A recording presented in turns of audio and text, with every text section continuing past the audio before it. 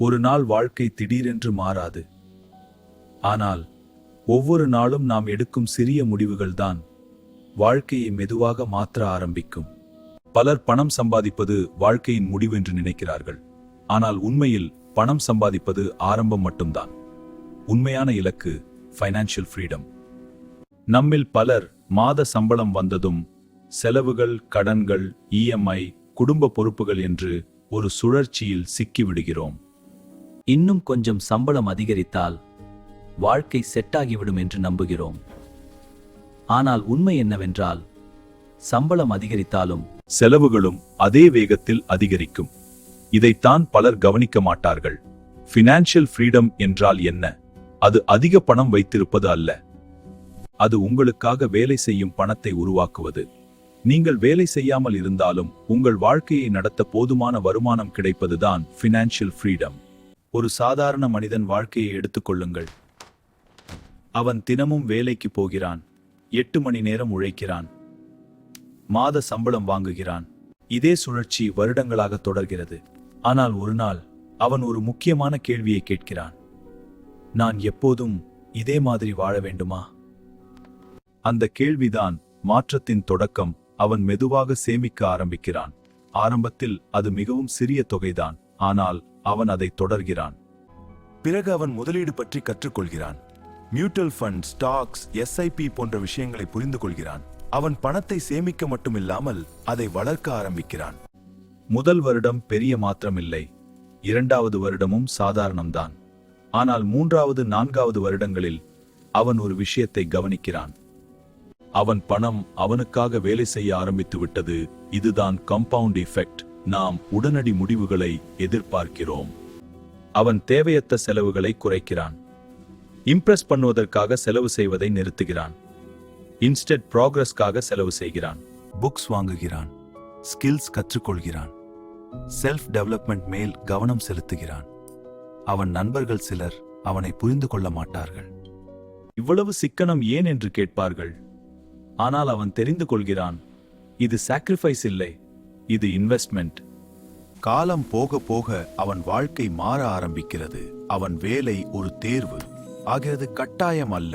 அவன் நேரத்தை அவன் கட்டுப்படுத்த ஆரம்பிக்கிறான். குடும்பத்துடன் நேரம் செலவிடுகிறான். அவன் விரும்பிய விஷயங்களை செய்ய ஆரம்பிக்கிறான். இதுதான் உண்மையான செல்வம்.